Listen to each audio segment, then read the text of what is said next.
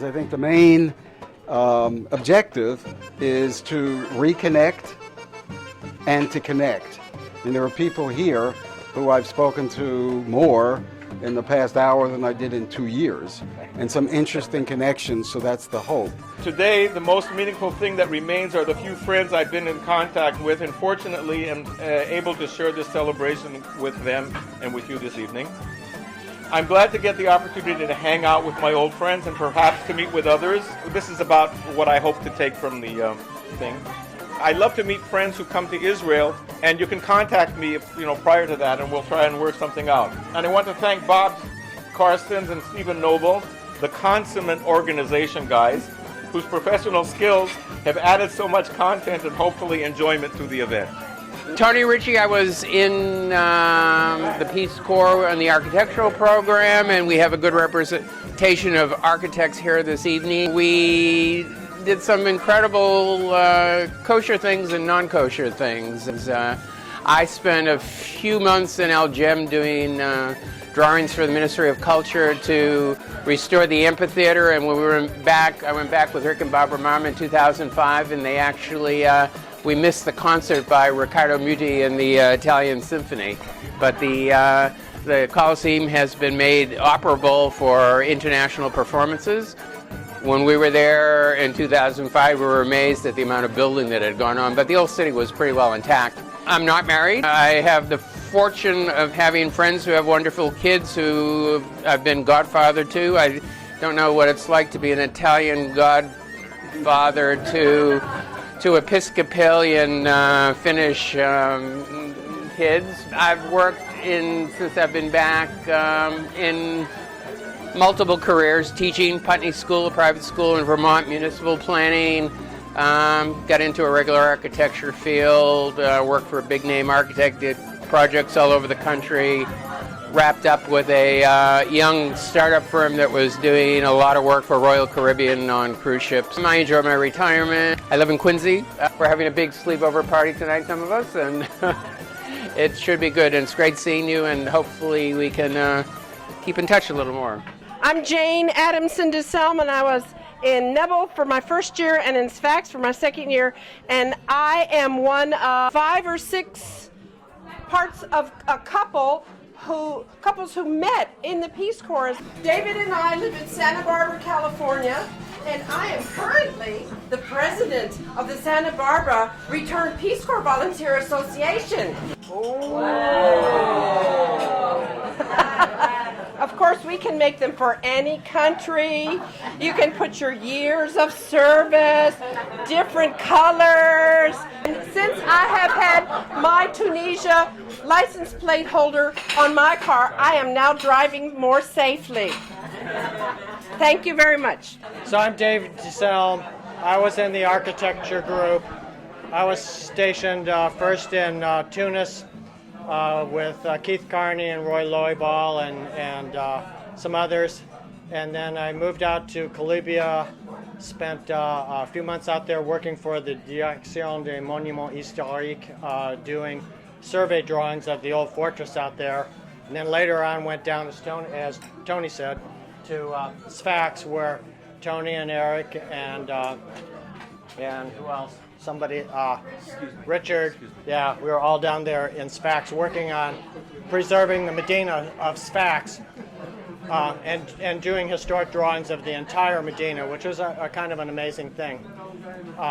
One of the best memories that I have, or the most meaningful thing that happened to me in Tunisia, was when I was in Calibia, and I was out there by myself, living in the fort with Mohammed, my draftsman, and we were supposed to be drawing the old fortress. And I was sitting there one day, sitting on a rock in the middle of the fortress, just drawing away, and I heard this chatter of Tunisian school children coming into the entrance of the fort. So, there was a lot of tourists that came up to the fort, so I didn't really pay any attention to any of them. And I was sitting there drawing away on my rock, and all of a sudden somebody came up to me and in perfect American English said, "Are you a Peace Corps volunteer?" A couple of weekends later, I went down, I stayed with Ann and Dick Henry, and who shows up? Jane. She's there. So I got to know Jane through Ann and Dick Henry a little bit better. And a couple more weeks went by, and I went back down to Nubble again. And I went over to Ann and Dick Henry's house, so thinking I could stay with them like all of us used to do. We would stay in people's houses. And there was this little note on the door that said, "Dear Dave, we're gone for the weekend, so you can't stay with us, but you could go over and stay with Jane." And they gave me a little map. So I followed this little map, and I went over to the place where Jane and Judy were living. But Judy was not there that weekend. So it started a 2-year, actually a 4-year set of experiences where at the end of that, Jane and I eventually got married. So you never know what'll happen to you when you're just sitting on a rock somewhere. It will change your whole life, and that's what the Peace Corps did for me. Hey, I'm Steve Noble, and I'd like to just do a shout out to Howie, who's in Paris. I sent something around about what he's doing, which is really phenomenal, with Helen Keller, and also to Muffy, who has her challenges right now.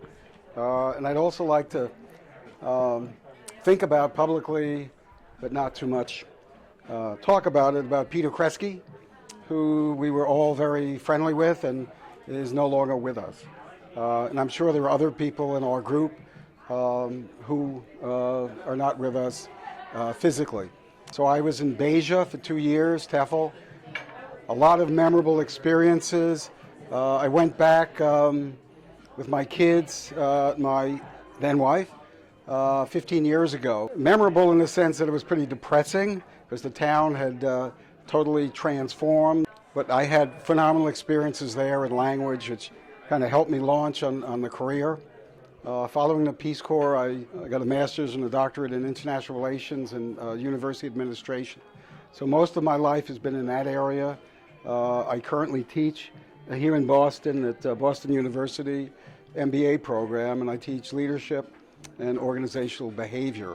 I have 2 kids, a 36-year-old who lives in Boston and brought me the greatest joy in my life, which is a 13-month-old granddaughter, Natanya. My daughter is the true internationalist. She's 32. She works for the World Economic Forum. Some of you may be familiar with it.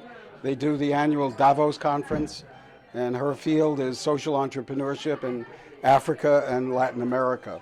What I hope to result from this has already started for me, and that's to reconnect with a lot of people. I've talked tonight to people more than I did in 2 years, which is phenomenal. Also new connections. One really fortuitous one was with Sean Donnelly. I saw his email, and it turns out he was a former ambassador and a variety of other things, and he's now working for an organization called the U.S. Council on International Business. And I called him, we connected. It turns out that the president of the USCIB was my student at Columbia. I got him an internship. He's now the president, and Sean was telling me how great he was, so that is gratification. So my hope is that we can connect more, personal and professional. My name is Bob Carstens. I think I was in Tunisia. I know I was in Tunisia, but I think I was a mixed up kind of guy from 1968 to 70, given what was going on in the world at that time. Naturally, I was trying to stay out of the draft like a lot of you were. That worked for the 2 years that I was in Tunisia in a fit of, not desperation, it was peak and, what did he call it, testy. Kellogg Smith. I was bored and testy, and I don't know if I used the word bullshit, but it was bullshit. And I said, I'm going to leave the Peace Corps because I want to get on with my life. So I left the Peace Corps 3 months early and moved back to the States, surprised my parents, and promptly got drafted.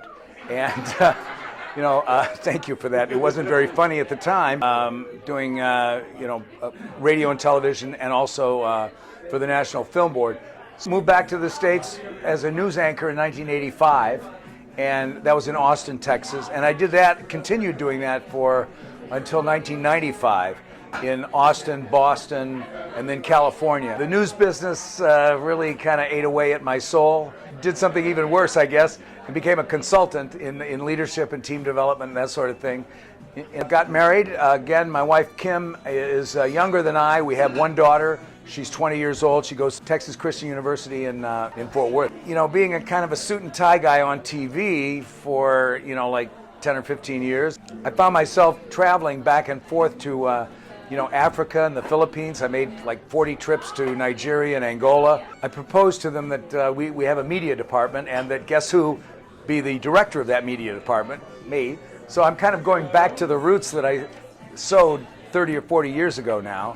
In the last 20 years, everything has gone digital, except for our brains, and you know, we're still living in an analog world, but we're having to function in a digital way. I'm very grateful for the Peace Corps experience that I had and the friendships that I made, but the experience that we shared was foundational, I think, for all of us. It certainly was for me. I was wondering, okay, what did I get out of this? And I thought, you know, what I got out of it is the commonality, is the common humanity that we all share across all these, you know, different religious and cultural and ethnic and you know, where we were raised. Down deep, what I saw from the Peace Corps and the experiences, you know, you got kids, you grow up, you want your kids to be healthy, you want your kids to get a good education, and that's universal. You know, my daughter, she's a junior at TCU, and she doesn't really know. It's a different world for them than it was for us when we got out of school. It's a lot more competitive. She says, I don't know, Dad, what do you think? You think I should think about the Peace Corps? I was thinking about Indonesia or Nepal, you know, and yeah, do I want my little baby going to the Peace Corps, you know? But of course, she's not my little baby anymore, and I realized that when we were 20 years old or 21, and we headed off there to the Peace Corps, our parents weren't going to see us for 2 years. That was I think a pretty incredible experience that we had, but it was also a mark of our own independence and willingness to kind of set off and do things our own way, even though the details are different and where we've gone is different. The number of grandkids we have is all different, but there's something that we've got in common, and I'm really glad that we're able to do it. My name is Rick Malm, and my wife Barbara here is also Peace Corps. And one image was Barbara and I were hitchhiking one day between Sousse and Kasserine, and it was all desert and dry, and we went back there in 2005, and it's all green and they're growing watermelons. We were in Nefta. It was the summer and it was hot in the desert, and I remember walking by and seeing a Tunisian in his white outfit sitting on a rock staring out at the desert sunset playing a flute. My yoga teacher plays a flute, and sometimes it brings back that memory, which is indelible, of the most peaceful moment in my life in the desert of Tunisia. There's a law in Tunisia that if you rent a car and you have more than 6 passengers, you have to have a driver. And we didn't want a driver, so we called our friend in Tunisia, Hassin, who was in Kasserine with us, and he said, I got this friend Mohammed. He's got a car. I give you the car. So we go to Tunisia. We get in this car he was going to give us. He told us how much it was going to be. It was probably more than the rental companies. And drove out 1 hour, and Barbara says, it's getting kind of hot. It's July. Turn on the air conditioning. I turn on the air conditioning, and there's no air conditioning. So we spent a week, 6 of us, in this car. Went all the way down to Gabes, and it was hotter than hell. And Barbara kept saying, well, at least we don't have to worry about the wall when you get out of the air conditioning. You know, you don't hit the wall. And we had this wonderful trip. Hassin, who was the most American Tunisian you've ever met, he used to play basketball with the Volunteers. He was a born-again Muslim, wore a robe, and was lecturing me about the beautiful Islam religion, but still a very nice guy. And he was everything good you could think about the religion. And he had 2 children, one educated in England and one in America. So we had a great time there. My daughter loved it. My daughter went to Barcelona, decided to be an ESL teacher. After she took a course there, she went to Marseille, got on a boat to Tunis. We get an email from her. She arrived Saturday in Tunis. By Sunday, she had an apartment. By Thursday, she said she had a job teaching English. And she said, by the way, greetings from Lee Jennings. And so he hired my daughter, and she didn't even know who he was. My son, just to show the influence of Peace Corps in my family, he went to work for Seeds of Peace in Maine, which is a conflict resolution camp for Palestinian Israeli children, spent time in Israel, and so the influence of Peace Corps life on my children was very strong. One of his friends had fallen in love with a Dutch girl, and he said to me, I really like this girl. I don't know what to do. She's going back to Holland, I'm going back to the United States. What do I do? And I said, I'll tell you a little story. I met this girl in Kasserine. She was my best friend, my kindred spirit, then my lover, then my wife, then the mother of my children, and we share this bond together that I can't describe to you. It was an incredible experience. I said, you've been in Israel for 2 years with this Dutch girl. You've got a choice. You can go to Holland and find this girl, or you can go back to Chicago and sit in a singles bar and nobody will understand what you've been through. Well, he married her. So that was the best advice I've given. I live in a small town in Maine, population 2,000. Not a lot different than Kasserine. One of the poorest states in the Union, and Barbara has taught for 30 years and taught 3 generations of students in the school. I designed the school, and we've lived there for 35 years, and that's all I can say. It's been a good trip. Hi, I'm Ruth Martin. Some of you got kind of cold call email messages from me about coming to this event, and so I'm glad to see everybody that's here. I spent a lot of time on the internet looking for people, and it was kind of interesting. Although, Phil Henry, I think you are buried deep somewhere because I could not find you.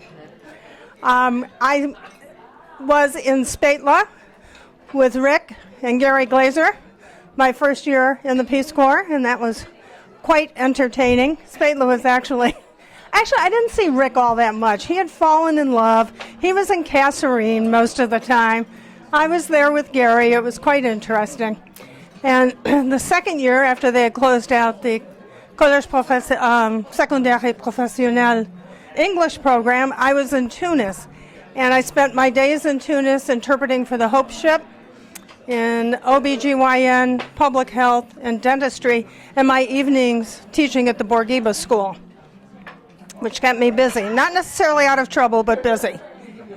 So the things that I remember, there's a whole variety. I remember in Spatla when we did the Eid dinner with the sacrifice of the lamb in our courtyard.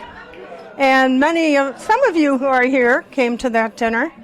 I remember the summer between the 2 years, Lisa Little and I took off on an epic voyage going across Algeria, where I got pneumonia, into Morocco, where we met up with an old boyfriend of hers, then on up to Spain, where she taught me how you drive a standard car on a steep hill, going up there, then to France, and then on the ferry back. So we became the best of friends on that trip, didn't we, Lisa? But because I had worked on the Hope Ship, I got interested in health, and I ended up doing an MBA and an MPH, and did a lot of work in public health, in managed care, in Washington, in San Diego, and Vermont, where they were interviewing me, in Burlington, and the CEO of the hospital said, have you ever lived in a town this small? And I said, well, not since I was in the Peace Corps, but what the heck? And then in Brooklyn and Princeton, New Jersey, and then back in Washington, D.C. All of that, during all of that period, and I got into this because I thought we should have universal health coverage in the United States. Yeah, well, that still hasn't happened. So I retired. I said I've had it. I've been trying this for 35 years. No spouse, no kids, one cat.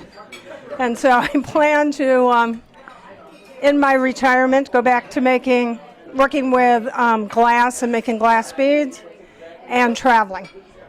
So that's it. I'm Dennis Mader. I was living in Tunis. The first year I lived near Babswika on the outskirts of town. It was a bus ride. I was teaching at the Bourguiba School. Bill Reed lived in the neighborhood. Harvey Himberg, Roger Bourret, Richard Burns, many others living in Tunis. The work I did at the Bourguiba School, the first year we developed a fourth-year reading program, which was based on African American literature from the slave days up into the Black Panthers. That proved to be very popular with the Tunisian students. It gave them some identity with ethnicity in the United States. I had to leave the Peace Corps somewhat ignominiously at the end. I was kind of caught in the net. There was a couple of people that we invited to share our apartment. Ultimately got in trouble with the police. So for 10 days or so, I was in police detention in Tunis, and ultimately I had to leave the country on the lam. So it was rather traumatic. It was a shame, too, because I think otherwise my record there was pretty good. If nothing else, at least, if you can sleep on the floor at the Tunis lockup for 10 days, you can sleep just about anywhere. Later on in life, when I got back to the United States, I married Sharon Burke. Many of you will remember her. She also taught at the Bourguiba School. We were married for 5 years. We worked in an office at the Central Pennsylvania Health Planning Council, and then ultimately we immigrated to Canada. We have a son. He's now 40 years old. He has a daughter. He's still living in Canada and runs a courier business. So so for some 20 years I lived in the woods of Ontario, Eastern Ontario, which was a challenge for me as I'm a native of Central Florida. Ultimately, I built my own house. I married again in 1989. I'm still with that woman, with my partner of 25 years, and a business partner as well. My wife and I opened the first and longest-standing Ayurvedic retreat center in this hemisphere. If you want to look at the website for that, it's ayurvedicretreat.com. I've had an opportunity to talk to a lot of you tonight. It was really great and so wonderful to connect with you all again. I wish we could do this longer so we could really have meaningful conversations, but so be it. Anyway, nice to see you all again. I'm Bill Reed. I was in Kibali the first year, and in Tunis at the Bourguiba School the second year. Kibali, I remember the phrase associated with me was high risk, high gain. And I made it through Kibali and moved to Tunis and knew Dennis and Bob and had a wonderful time. I came back afterwards and with a very low draft number and applied for conscientious objector. Did alternative service, not too onerous, at an arts center on Wall Street for 2 years, and then moved to Vermont, where I've been ever since. Except my wife and I went and lived in France for a year, and 12 years ago we bought a small independent bookstore in a small independent Vermont village, and we sell books. We call them ARDs, antique reading devices. And we actually are above last year, and we're starting an upward climb, and we're confident. But I need to tell you one story about Haley Ray Karstens, who you met earlier, who's now a student in college, and who, when she was 8 years old, came with Bob to Vermont. We did all the Vermont things. We swam, we square danced, we hiked, and the last night we were all sitting around the dinner table with friends, and Haley Ray, 8 years old, said, "Bale," she's from Texas, "you ever been to America?" I'm Judy Christopher, and I was in Nabil, and I after the first year and that next summer I was teaching at the school there, and I left at the end of the summer, the second summer.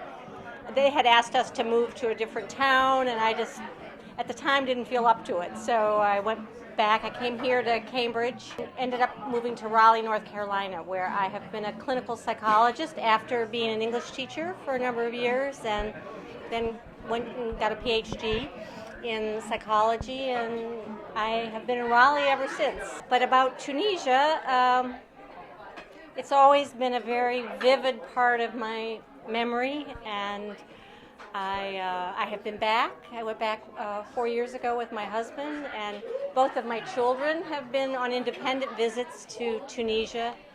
I actually have a story about my son who's 35. He was graduating from college from Rice, actually it was in Texas, and he had a fellowship to France, to Paris, but he got a ticket to 6 weeks earlier than he needed to be there to go to Rome to see his girlfriend.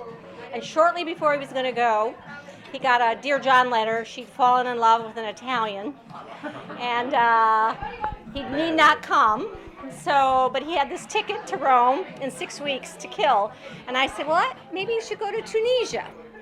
And I went, and I couldn't find my roster of students, but I remembered two names. And I had a picture of a couple of students, Sami Dagfous and Noureddin El Roul. And I said, I think if you go to the towns by the train station, there's a piece of pottery. I think if you walk around there and you have your picture and these names, I think you'll find them. And bless his heart, as they say in the South, he went, found them within 5-10 minutes. I mean, it was, and one of them was now a pediatric surgeon in Tunis, and the other was a judge. He started to explain who he was, and said my mother was a teacher, and they said, Christopher? Like, he said, like I was a legend in the family. And these were people that I had stayed all night with watching the moon landing. Oh, okay. And I sat with their whole family and all night long in one room watching a little TV. And then he said Noureddin, who was the judge, shortly thereafter came up in his car and grabbed him and took him home. And subsequent to that, then I've been in touch with a lot of people, because through them, they all were calling me. And then, when I went back, they arranged for me to meet lots of my students. And my husband said it was like Michelle Obama had come. Eric Mustonen, I had been in Sfax, architect, working in the Medina study. And I actually went back 11 years afterwards to Sfax and found that the Medina study we had done had been successful. They preserved most of the Medina, and they were building new development adjacent to it that was compatible with it. Because the Tunisians realized that not all the tourists come just to see the beaches, they also wanted something historic, and didn't want to see concrete houses out in the suburbs. So that was good. But Kurt Vonnegut Jr., who some of you may know, the author, who wrote Cat's Cradle and also Slaughterhouse 5. The main character in Slaughterhouse 5 had become unstuck in time. I feel like I've become unstuck in space. So since Tunisia, I've lived and worked in Malaysia, Germany, Saudi Arabia, Canada, sometimes back and forth several times. Have become a dual citizen, as I explained, Canadian by choice, American by birth. The excitement of the international work and seeing the world from different perspectives but now I'm still going at it, and I don't know where to stop.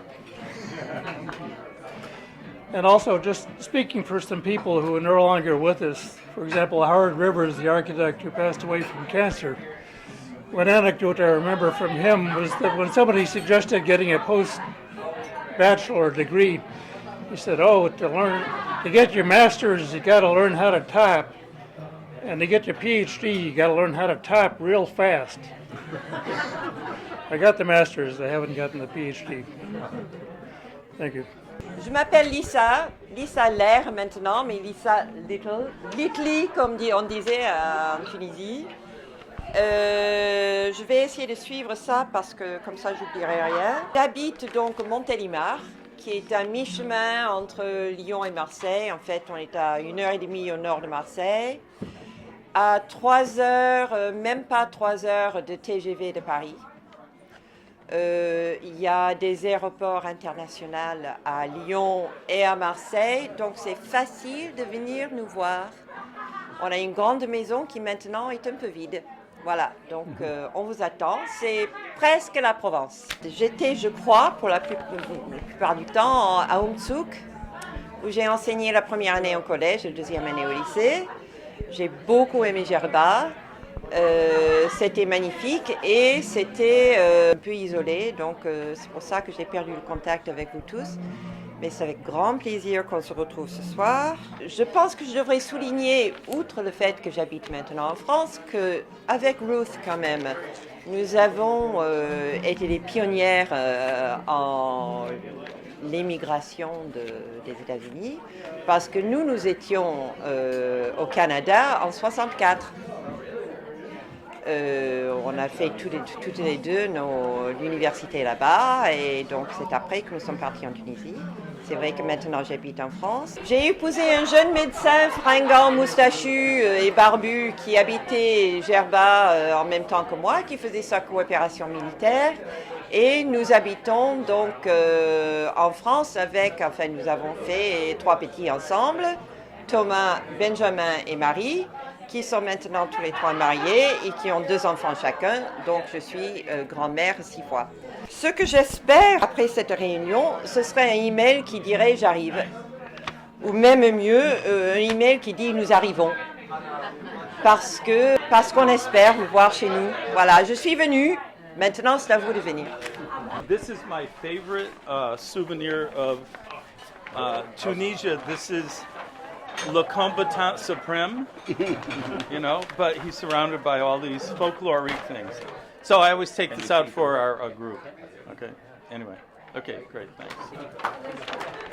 Yeah, it's a really pretty poster. So I'm Roger Beret, and I was in Tunis at the airport school and then at Bourguiba School.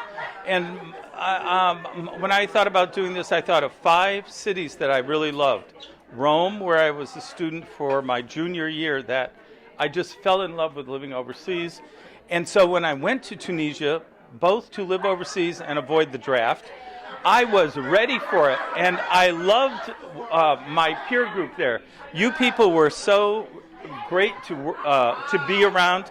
I learned so much from you people. Then I went back. I sort of felt guilty about having worked overseas, so I went back to I'm from Connecticut. I went to New York City and I worked in an adult training center in Harlem and lived in the Lower East Side for a few years. And during that time, it was very cool because I kept in touch with all these people. Like Ted was living in Boston, and I would see Phil, and Dick Burns was in D.C. So I got to see a lot of Carolyn was in New Haven. So I would get to see all these people. And then I started.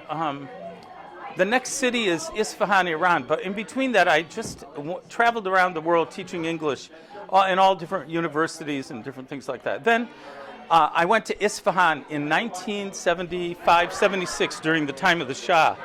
And there in Isfahan, which is one of the most beautiful cities in the world, it's the Renaissance city of that, like Paris and Florence, there were all these 30-year-old ex-Peace Corps volunteers working there. So we were now adult people living and making quite a bit of money. And I was only there for a year and a half, but then later I came back to the States, and I eventually ended up living in the fifth place I'm going to mention, Seattle. And there I met my wife, who had also been in Iran, but we in Iran we didn't go out. We went out with other people, and then including she went out with a guy named Rick Medris, who is in our mug book, who never showed up because he went to Peace Corps India instead. But later he was my wife's boyfriend before, and then I was his roommate for a while, and we went to Nepal and all that. But he's this mystery guy in our book, but I met him years later. So then after that I moved to Seattle, and both my wife and I are English teachers at a community college, and we completely enjoy our lives. We're about to retire. We're spending winter quarter in Bali because we can take time off. And so we're, and we have 2 kids, 30 and 25. So that's my story. And if you're ever out in Seattle, look me up, because I live near Green Lake, which is like a famous park that you can walk around in 1 hour. It's a lake around there. So, it's very nice to see everybody again. Richard Hartice can't come here today, but he was going to go, but he's running a big event in D.C. for the Bulgarian embassy. So he wanted to tell everybody he really wanted to come here but couldn't make it. My story starts before Peace Corps. I was in a French class, and I wanted to go to France for the summer, junior program abroad. There wasn't a spot, so I went to the Spanish program.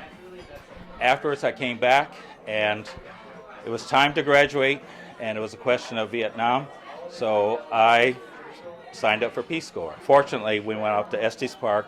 I learned French and met a wonderful person that I kept in touch with all these years, Monique, right there, who lives in Washington, D.C., and I've gone there to visit her, and I've never seen any of you there. I was really surprised that there were people who were living in Washington, D.C. After Peace Corps, I went to Paris, had a beer, and decided I wanted to stay there. And I took off and I went to Prague, Tashkent, and to Afghanistan, overland through Pakistan, through the Khyber Pass to Pakistan, India, up to all around India. I just spent 4 or 5 months traveling around India.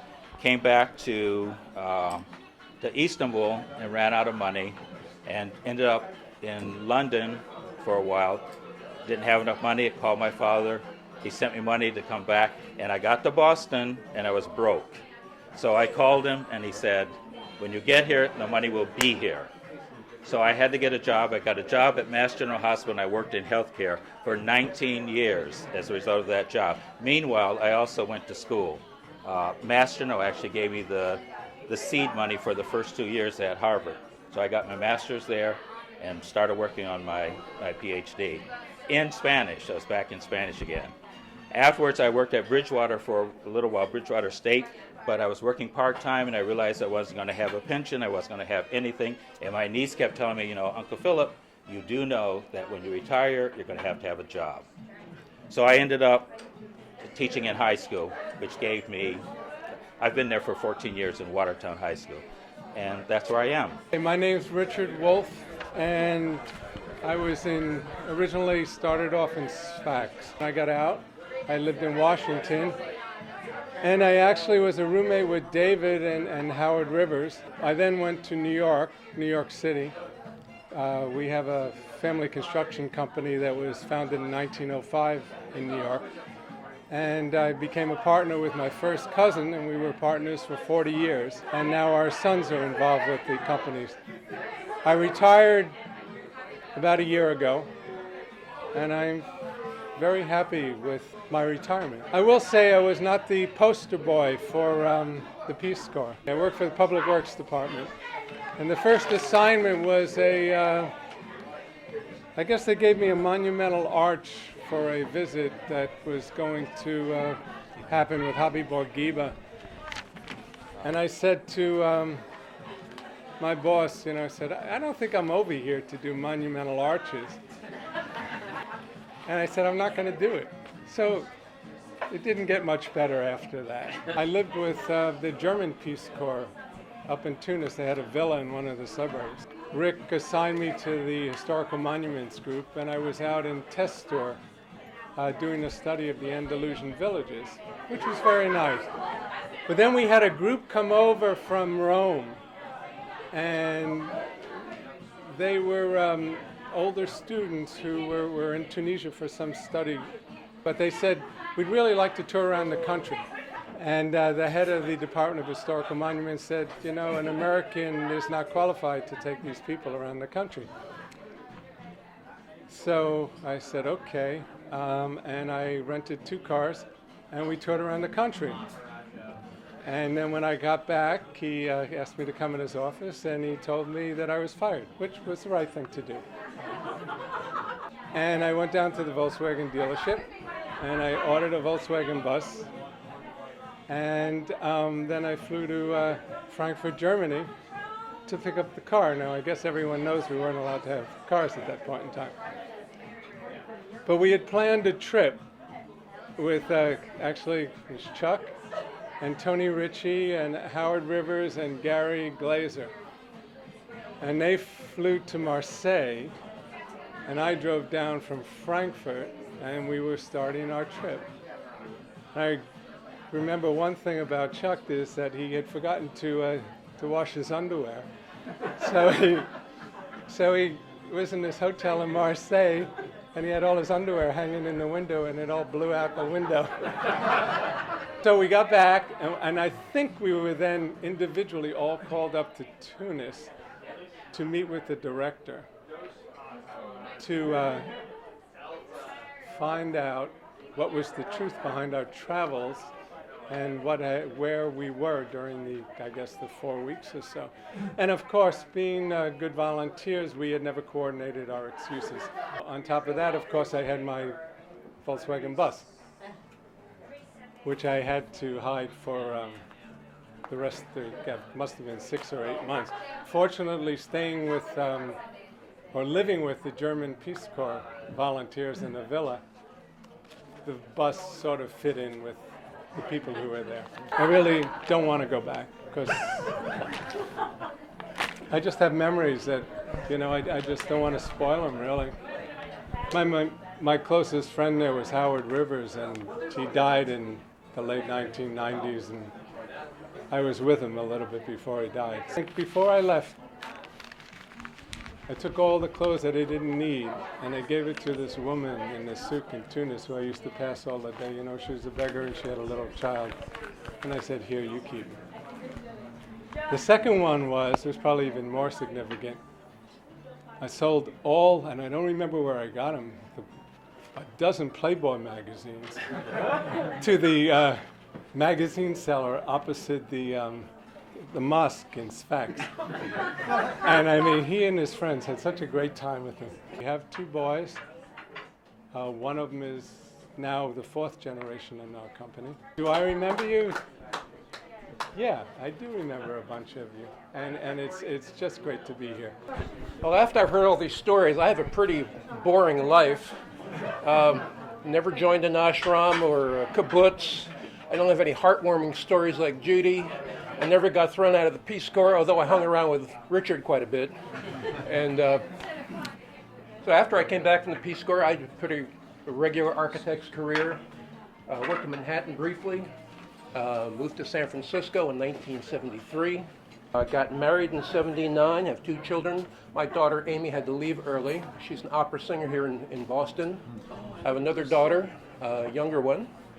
And they're both unmarried. If you have any nice sons, just let me know. I've been with a big international firm for about 36 years now, doing all kinds of interesting work. I do justice work, courthouses, police stations, forensic laboratories and stuff. And it's been a lot of fun, but I'm going to retire in probably 4 or 5 months. We're going to learn French, get myself back in shape again, and try to visit a lot of you. I had a great time over there. I feel like Richard does too. I had many wonderful memories, and I've never been back, and I feel like going back at the same time I feel like you do. It was such a special, transformative time in my life. It was like a finishing school. You know, after college and graduate work, I really felt like I had finally grown up. I had a transformational years, and it was a really very special time, and I'm glad you all shared it with me. Brooks Cavan, was my roommate in the Peace Corps, but was the best man at my wedding. And I've kept in touch with him. He'd love to be here, but he has other engagements in Philadelphia and elsewhere. He's been academics all these years. Roy Loeyball, his daughter's getting married in 2 weeks, so he's too busy to come with preparations. Bill Mason, who was the year before us, retired at age 46. He became an international architect and got so much money and saved up that he retired and lives in Colorado now. Hi, I'm Bee. I was sent to Karawan, to the most conservative religious city, to do family planning. I had a really tough time, but I met wonderful people. Dave, who always tells the story that he met a nice Chinese girl from San Francisco on a camel in... Where else would a nice white boy and a Chinese girl meet? On a camel in the desert in southern Tunisia. We had lots of adventures. I learned to cut hair because all the guys in our town didn't want to go to the barber shop and get sprinkled with flower water. So I cut a few ears. We had pork in calf with the kids running around saying haloof, haloof, haloof, because we couldn't cook the pig, the boar in our ovens. And the guys were really great. They opened up a Betty Crocker cookbook and learned how to butcher. We had a wonderful trip to France with Barbara. We brought back ketchup from McDonald's. Then we lost our keys when we were going down to Algeria, when we rented a car. We lost our car keys overnight and thought we'd never get out.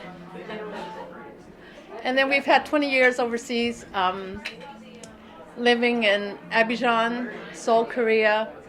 We went back to Tunisia and lived in Tunis for 3 years.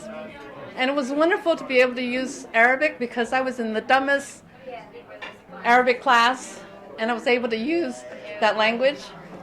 And our little kids learned Arabic because they went to nursery school. And they learned the songs that Sabra, I don't know if you remember Sabra, who was Sabra? She collected nursery songs, and our kids learned them and sang them when they were in nursery school. So it was full circle. We chased baby elephants from an airplane in Gabon.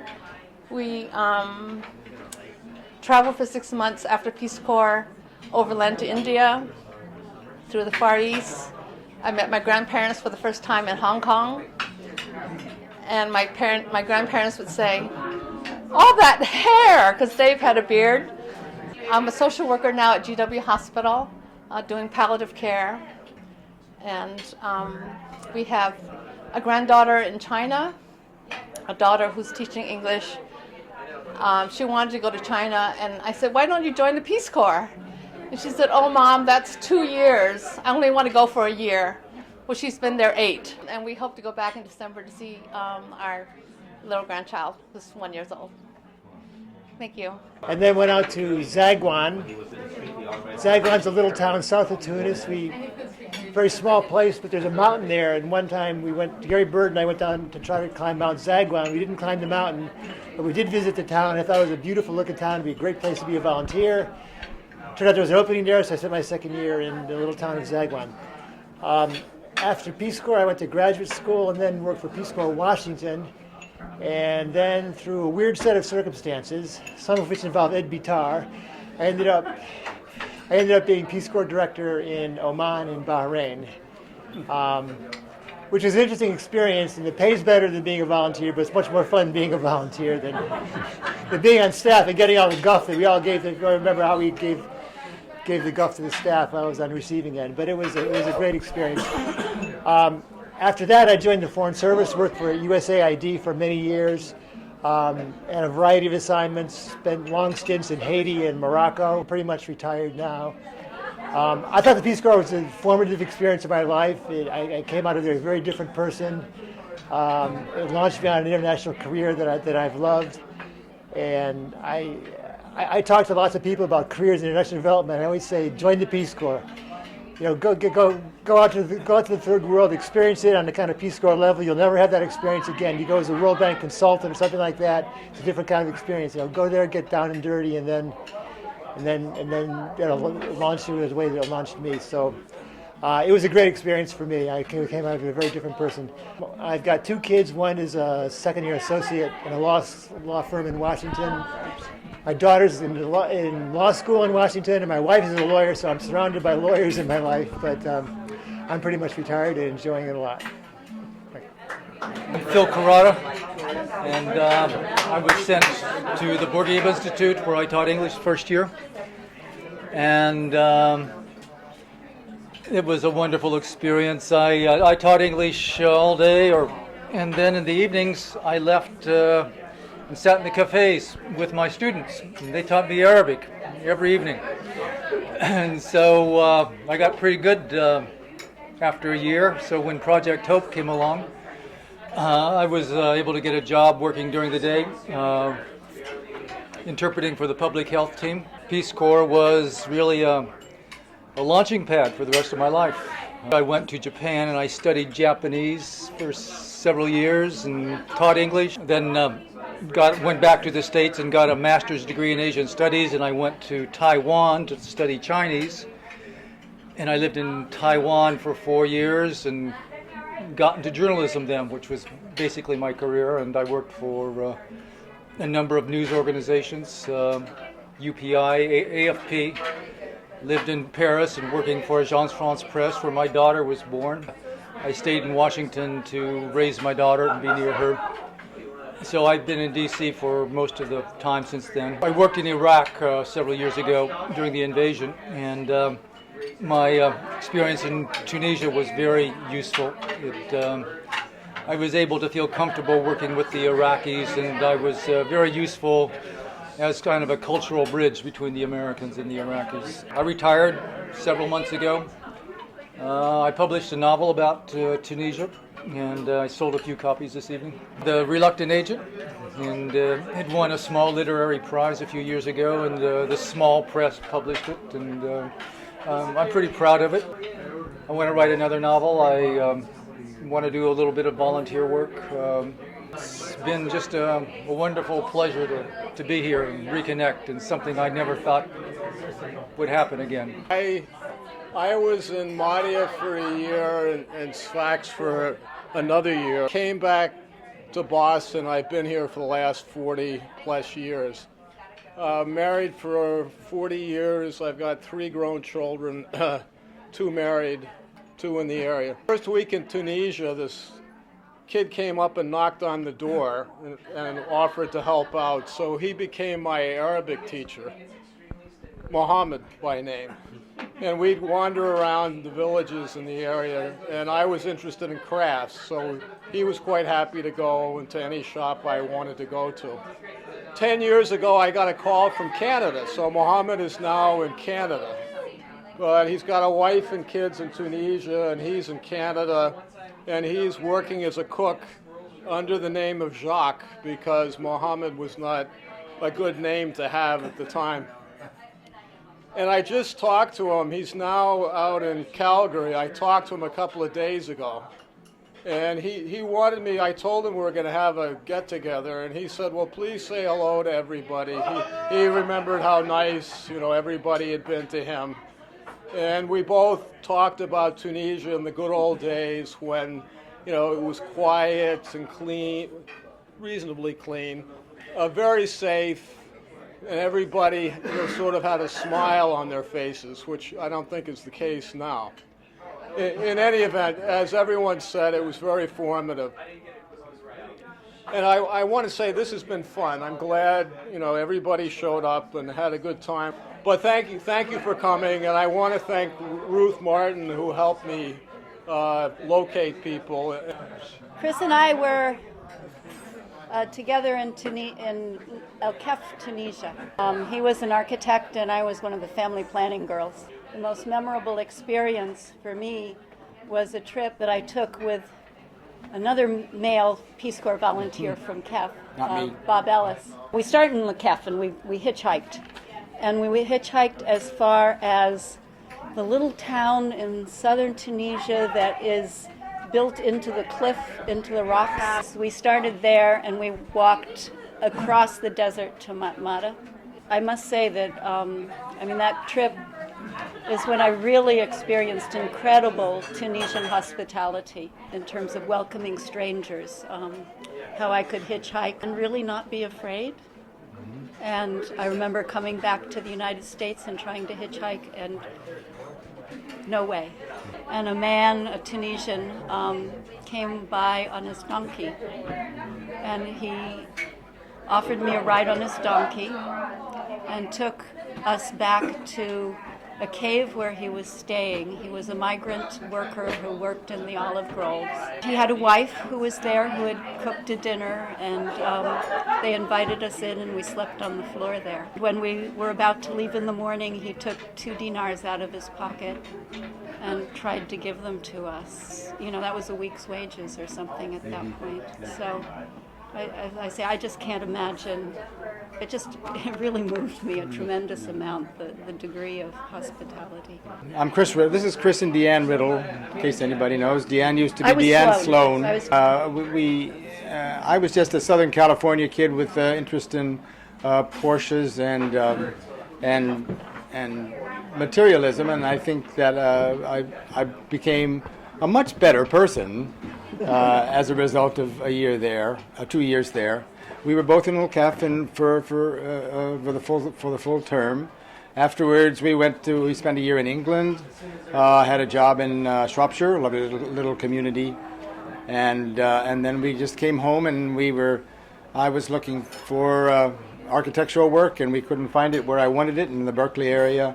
And we found the same firm that I wanted to work for in Amersfoort, where Deanne was going to get her master's. Right, I had gotten accepted to the graduate school there in public health, Yeah. of all things. So none of us knew anything about Amherst, Massachusetts, but it's about 2 hours from here due west. Lovely little college town, 5-college community, and we've been there ever since. I started with another friend, an architectural firm that was successful. When we were the two of us have been in business together, and I just retired 3 years ago. We have 2 beautiful kids and 3 grandchildren, one of whom which is right in town that we get to do childcare for, and that is a real joy, an immense joy. And what else? Well, I was just going to say what happened with me when we got there. I went to grad school. I used my public health degree for 2 years to help set up Valley Health Plan, which was the second HMO in Massachusetts. And was community-based and really wonderful before it just couldn't survive in the more competitive field. So I worked there for 2 years, and then my daughter was about to be born, and I had to decide whether to keep working or stay home. And I just knew that I couldn't do justice to both, so I decided to stay home. At the same time, Chris quit his lucrative architectural job and took, in order to start his own business, Right. with a $500 commission. So, That was a bad I mean, idea. it's hard to believe, but we survived it just Yeah. fine. Lived happily ever after, and I couldn't get a job in public health when I decided it was time to go back to work, and Chris's office hired me to straighten out their really messed up books. I've always loved where I worked, and now I'm back at his office. He's retired, but I'm still there doing their finances. Still trying to make sure that the people who bought it from me can continue to pay me for it. I'm Jane Adamson DeSalm, and I was in Nebel for my first year and in Sfax for my second year, and I am one of 5 or 6 parts of a couples who met in the Peace Corps. David and I live in Santa Barbara, California, and I am currently the president of the Santa Barbara Returned Peace Corps Volunteer Association. Of course, we can make them for any country. You can put your years of service, different colors. And since I have had my Tunisia license plate holder on my car, I am now driving more safely. You know, you can only work for Peace Corps for 5 years as a salary paid staff member. I did 5 years. After Peace Corps Tunisia, I came back and got a master's degree in TEFL at the University of Hawaii, which I found out about through the Peace Corps Hotline newsletter, and I got a scholarship to Hawaii. Then Peace Corps appointed me, and also while I was working in Washington, I got a little temporary duty assignment, and I went and ran a Peace Corps training program with Dick Burns, and I had the privilege of going to Bahrain. And then after that, I came back to Washington, and they appointed me as Associate Peace Corps Director in Morocco, where I was for 2 years. I ended up having a career in teaching English as a second language. I taught for about 15 years at the University of California in Irvine. And do some of you remember Ross Connor? He was in Irvine. He teaches there. He taught there at the university in Irvine. And I used to be the tantrum guy every day. I said, oh, Peace Corps. And he's still in Irvine teaching. And he's retired from teaching, but he's still working in, he still has his emeritus office there. Peace Corps has been very, very good to me. Everybody loves the Peace Corps, even the Republicans. I love you all. I love Peace Corps. It really changed my life. And thank you to all of you for coming. This was fabulous.